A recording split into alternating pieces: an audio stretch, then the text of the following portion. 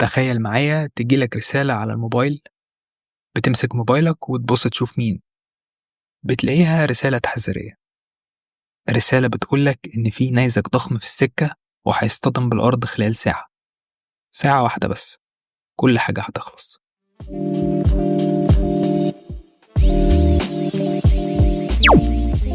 طيب لو ده حصل فعلا هتعمل إيه؟ هتتصل بمين أو هتروح فين؟ مين هتبقى عايز تكلمه في الساعة دي؟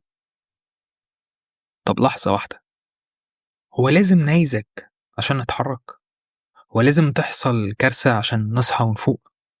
طب ما احنا أصلا عارفين إننا مش معمرين في الأرض، يعني وقتنا محدود. طب ليه دايما مستنيين آخر لحظة؟ وليه ما بنبدأش دلوقتي؟ اللي بيحصل حوالينا مش صدفة، احنا كبشر عندنا عادة إننا نأجل كل حاجة. بس ده مش كسل وبس، في أسباب كتير ورا الموضوع ده.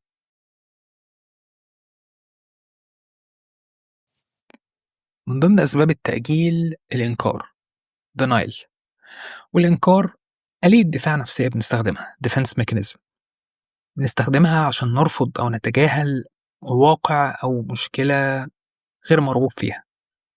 احنا بنرفض نعترف بالمشكلة دي أو بوجود خطر، حتى لو الخطر ده كان واضح للغير. من الأمثلة على الدينايل أو الإنكار، الشخص المدخن اللي استمر في التدخين وهو عارف المخاطر الصحية اللي هتحصل له، أو إن شخص يفقد حد عزيز عليه بس بيستمر في التصرف كأن الشخص ده لسه عايش، أو شخص مدمن بيقعد يقول لنفسه أنا عارف وأقدر أوقف إمتى. التطبيع مع الخطر أو normalization، الخطر لما بيتكرر كتير أو بيحصل ببطء بنتعود عليه، زي اللي بيحصل كده مع التغير المناخي. في البداية أي خطر بنديله اهتمام كبير جدا، نبقى خايفين منه متوترين، لكن لما بيتكرر ومع الوقت بنتعود عليه خلاص. بس مش معنى إن احنا تعودنا على الخطر إنه بقى أقل خطورة أو ما بقاش موجود. الاعتماد على حد تاني dependency، لما نقول إن أكيد في حد هيتصرف أو إن العلماء هيلاقوا حل في اللحظة الأخيرة، بنستنى وبنتحرك بعد فوات الأوان. لما بنعتمد على حد تاني ده بيدينا إحساس مزيف بالأمان، بنرمي المسؤولية بعيد عن نفسنا، بنرتاح شوية. بس الحقيقي الخطر مش هيستنى حد ينقذنا.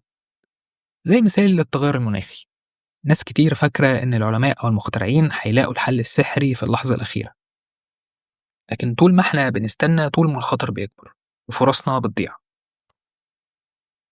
لما كلنا نقول إن حد تاني هيتصرف، مفيش حد هيتصرف.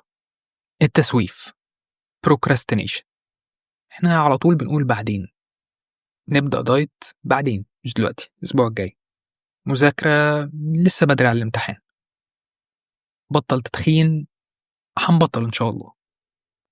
بس بعدين ده مش دايما بيجي، أو بيجي بعد فوات الأوان، لما تكون الأزمة حصلت وخياراتنا بقت محدودة. ساعتها بنتصرف وإحنا مستعجلين ومضغوطين، وغالبا بندفع تمن أكبر. طب ليه بنسوف؟ لأن ببساطة الكسل مريح، والتسويف مهدي للأعصاب مؤقتا، بس في الحقيقة كل ما بنأجل خطوة مهمة كل ما تكلفتها هتزيد. الخوف من التغيير، التغيير بيخوف لأنه بيطلعنا من منطقة الراحة، بيخلينا دايما نواجه المجهول ونسيب اللي متعودين عليه حتى لو مش مريح. عشان كده بنفضل مكاننا، بنقنع نفسنا إن الوضع مش سيء قوي أو بكرة الأمور هتتحسن من نفسها. بس الحقيقة مش دايما بتستنى، لما التغيير بيبقى ضروري بيجي فجأة وبقوة. بدل ما نغير بإرادتنا بنتغير غصب عننا، نستنى يتفرض علينا أمور جديدة نحاول نتكيف معاها، بس مش دايما الأمور دي بتكون على مزاجنا.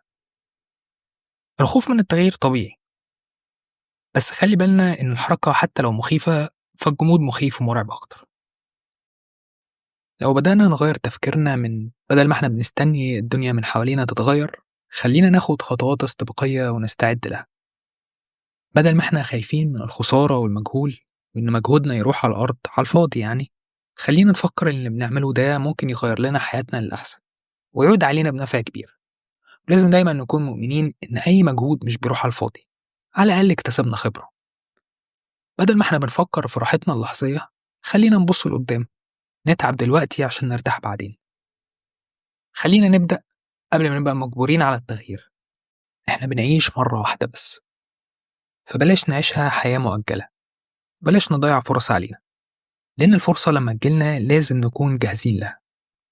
خلي بالك إن الحاجات اللي أنت مأجلها ممكن جدا هي اللي تغير حياتك بشكل جذري، فابدأ دلوقتي وما تستناش اللحظة الأخيرة ولا الظروف المثالية، لأن الظروف عمرها ما هتكون مثالية بالشكل اللي في بالك.